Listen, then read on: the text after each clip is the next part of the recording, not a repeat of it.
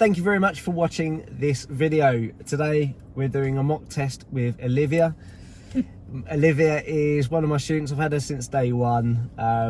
You started in the manual, wanted the auto, definitely preferred the auto.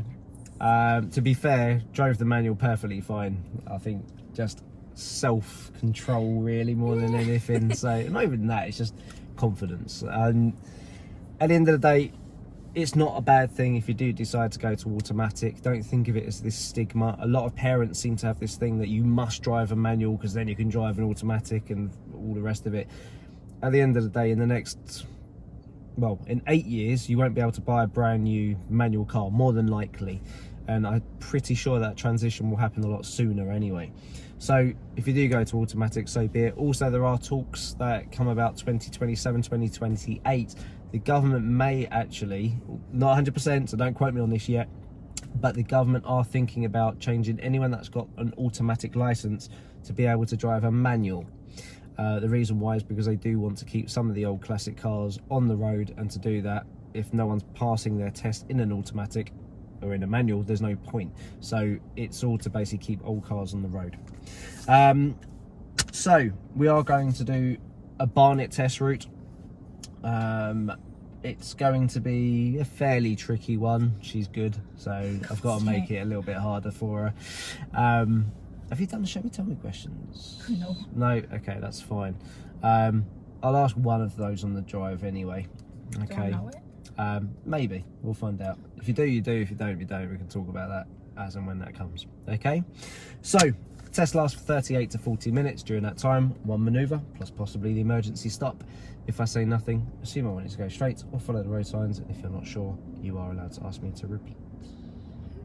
Okay, we are going to do some independent drive. And for this, we are going to follow the signs. Okay? So, whenever you're ready, let's go for a drive. And there's that blind spot check we always want to see. Well done.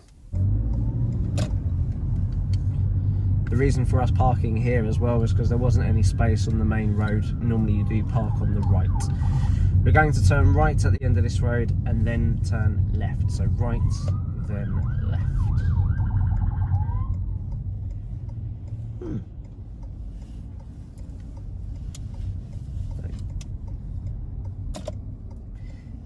Not something you see every day.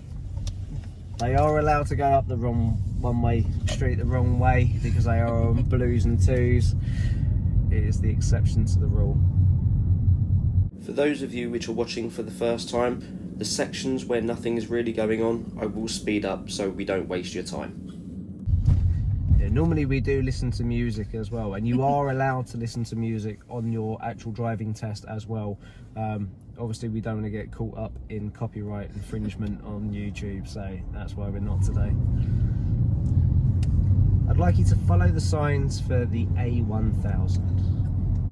Olivia picks up her first driver fault for awareness and planning. She should have slowed down or done the lane change earlier, as the two cars ahead were clearly turning left. And I'd like you to continue to follow the signs for the A1000 as well.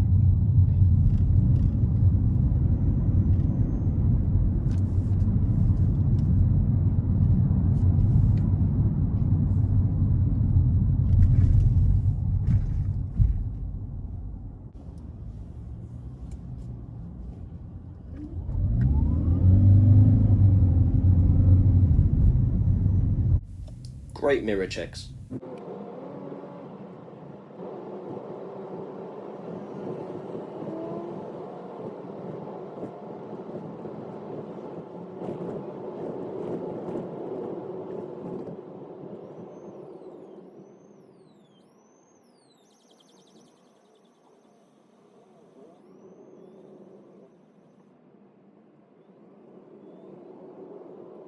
This section catches a lot of people out, and as you see, it slightly catches Olivia out as well. The sign is very late, so let's see what Olivia does now.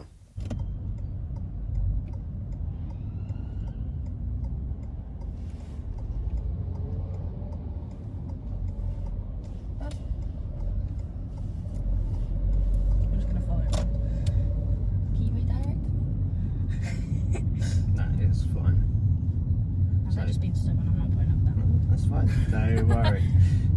again, the signage there is quite poor. You only see it, what, Right 20 metres before the junction.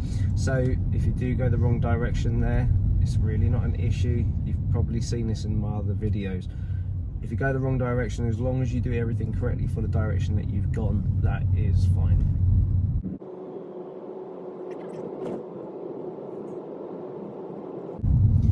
At the first roundabout, turn right. At the second roundabout, turn left, please. So at the first roundabout, turn right. Oh, it's here. And at the second roundabout, turn left.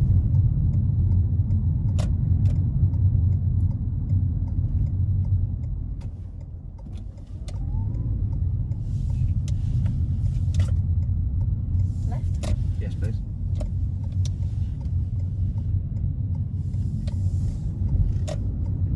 Okay, we'll park on the left after the first car before the second car. Leave about a car length's gap, please.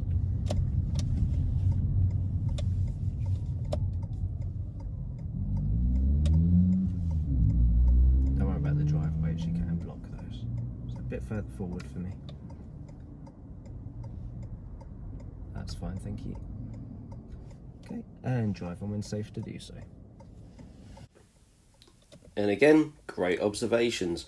Furthermore, double checks as well, which is always a good thing to do on what we call the angle start, which is when you have to pull away from behind another vehicle.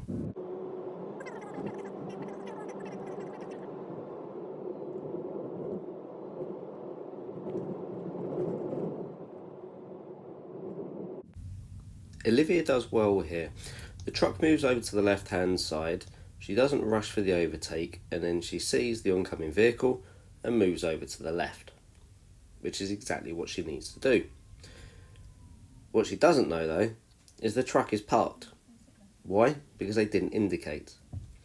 She sensibly checks her mirrors, she sees the person overtaking, she gradually moves out, sees the oncoming vehicle is waiting before proceeding. So really good job.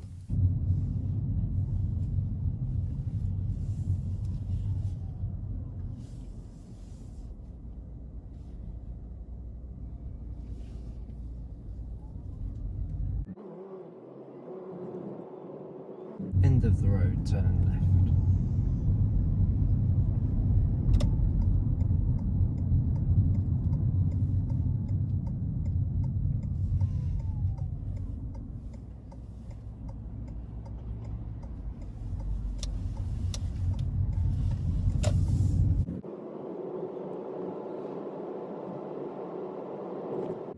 As you can see, as we enter the national speed limit, Olivia checks her mirrors before accelerating. Perfect.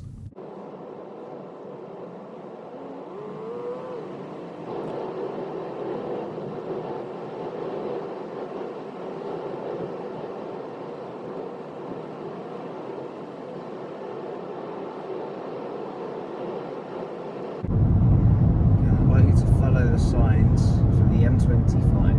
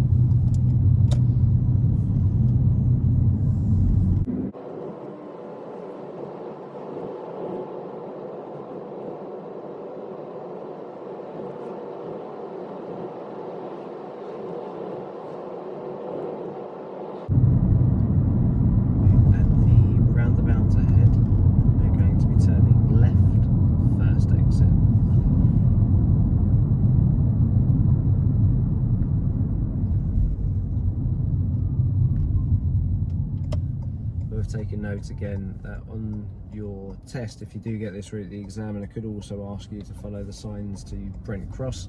The sign at the moment is completely covered with trees, so they will direct you at this point.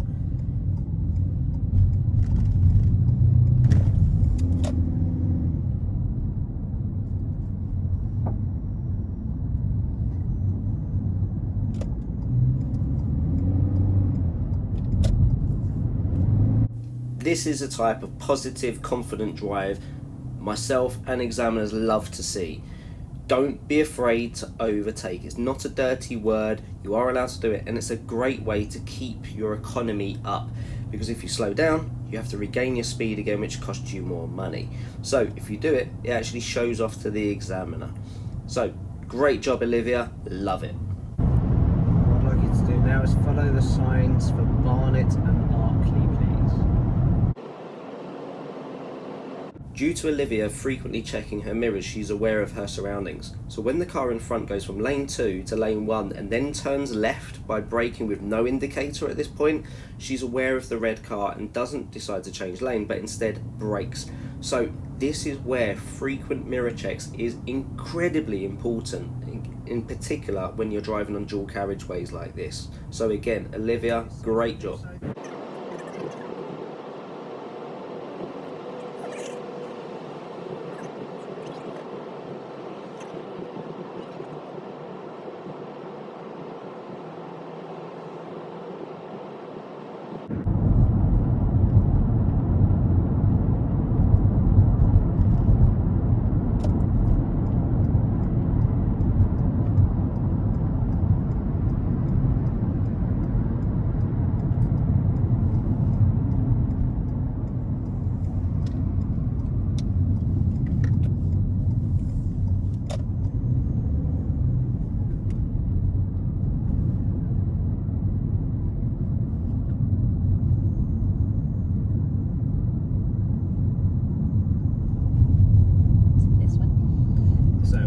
That turn there, don't worry.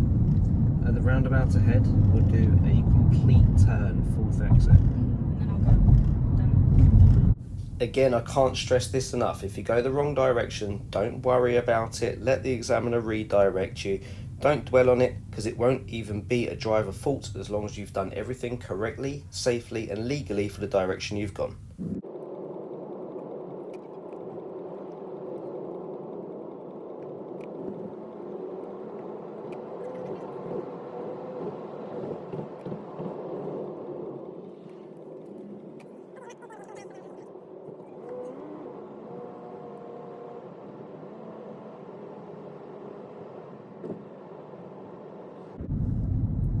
To park on the left, treat the grass as the curb.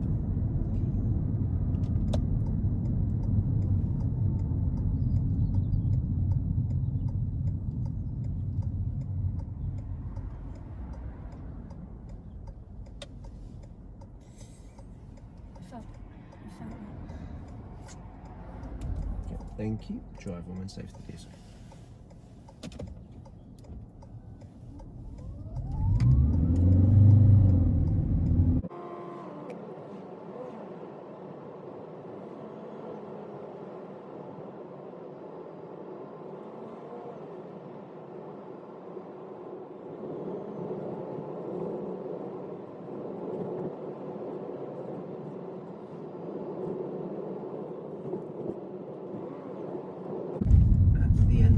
Turn left. following all this traffic This roadwork, so with traffic.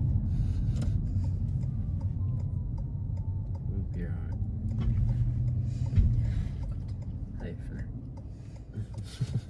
I'm not taking any chances.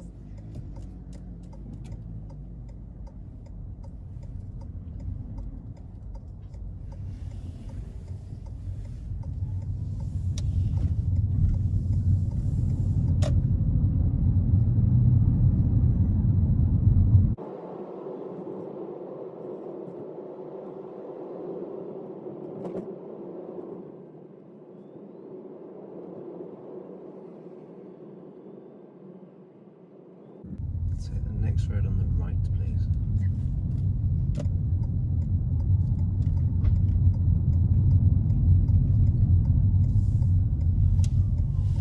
And then I'd like you to park on the left, anywhere where it is safe and convenient to do so.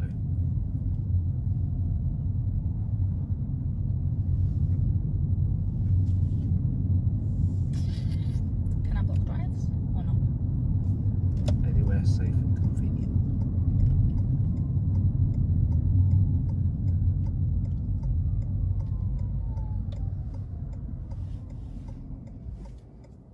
It's a little bit far from the curb here, so this would be a driver fault for position on normal stops.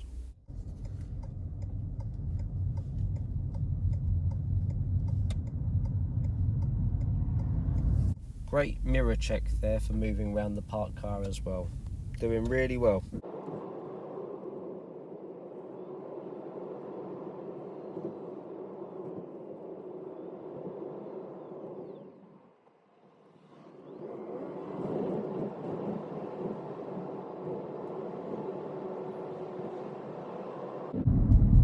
To the next road on the left.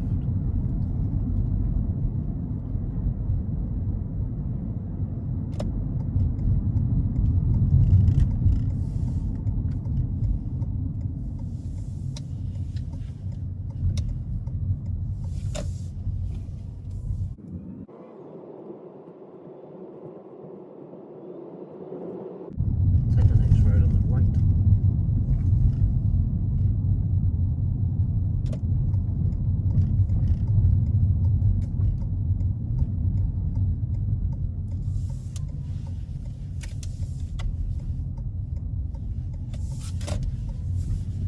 And I'd like you to park on the left before the van, please.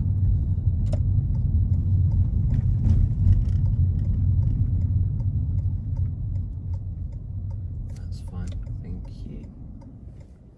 Okay, driver won't have to do so. At the end of the road, turn left.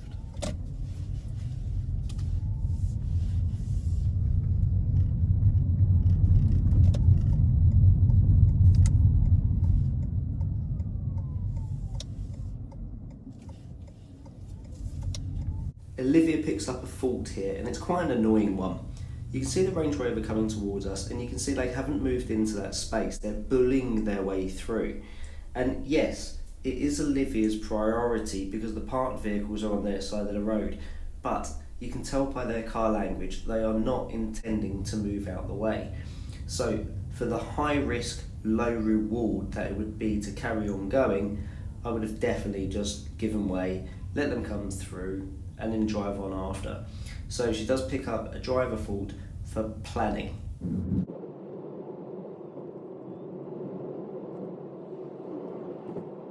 So the next road on the right.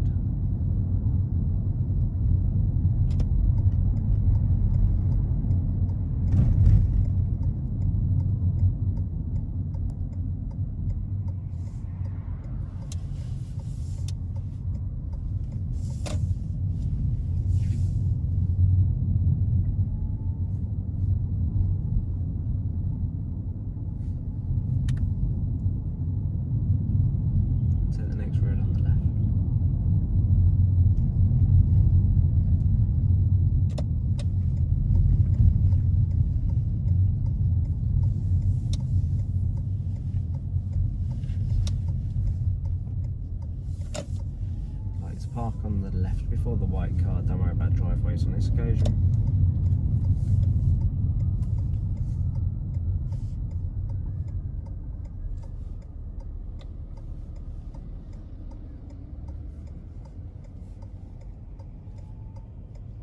That's fine, thank you. Okay, so what I'd like you to do now for me is your manoeuvre. I'd like you to pull up alongside the vehicle that's in front of you and then reverse into the space this side of that vehicle, going back no more than 2 car lengths, but be close to the curb. For this manoeuvre, do not worry about the driveway. You are allowed to block it, but please do not mount it. I need you to treat it as a curb. Okay?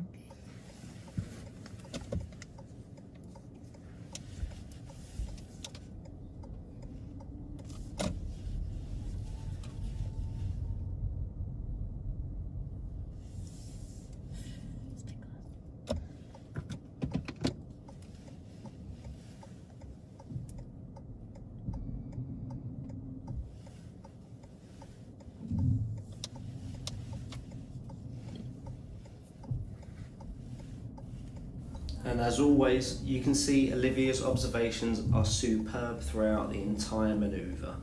Great job again.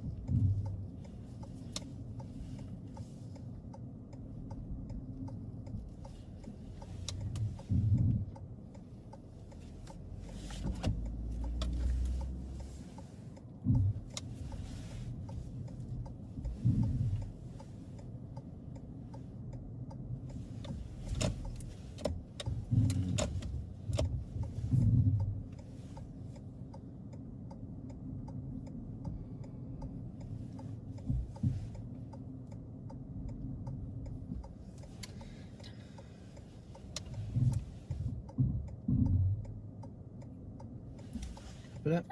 No, No? but I'll finish. Yeah.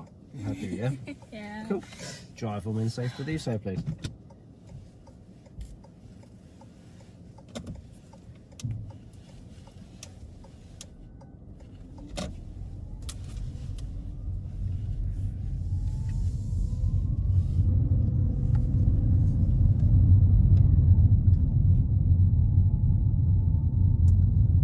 And we'll park on the left before the end of the road.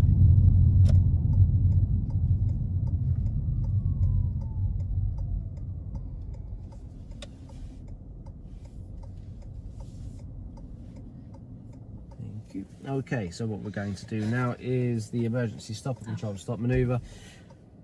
I'm going to look over my right shoulder. Please do not take this as a signal, but when I put my hand out and say stop, I'd like you to stop the car as quickly and safely as possible. I don't need to look around, do I? You're the one making sure it's safe. I can't say anything. Okay. Any questions apart from that? I won't give the command if there is someone behind. Okay. If someone does appear from behind, the examiner will say, just to let you know, we are not going to do the manoeuvre for the moment due to a vehicle from behind. We will come back to that later. Okay. Yeah. So when you're ready, drive on and we'll turn left, please.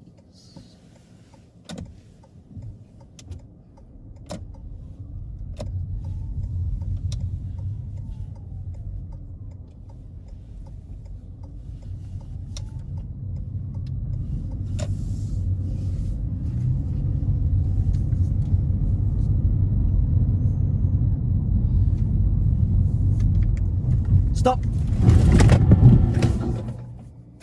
Good. Thank you.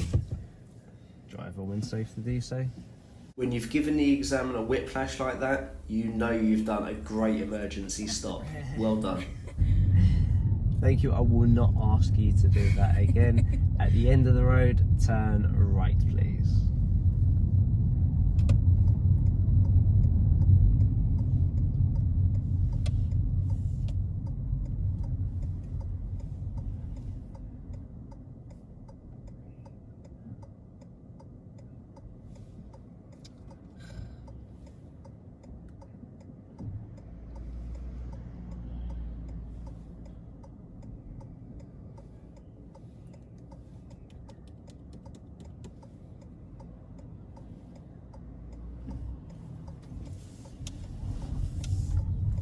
Olivia does make this width restriction harder than it needs to be.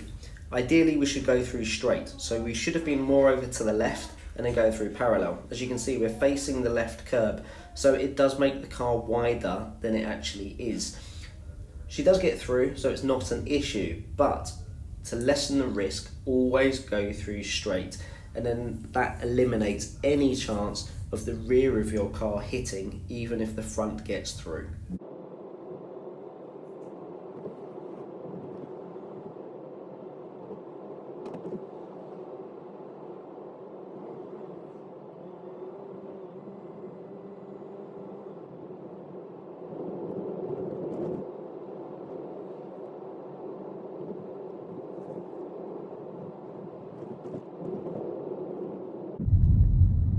Traffic lights ahead, turning right, please.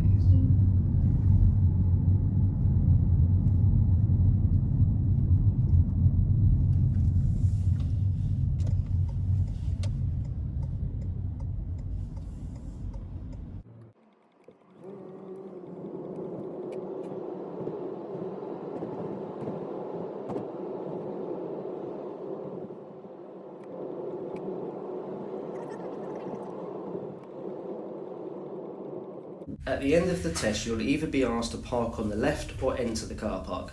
But as there is no space on the left and we're not allowed in the car park due to the barrier, we're going to leave the test here. Okay. How do you feel that went? I don't think I failed at some point. You do or you don't? I do.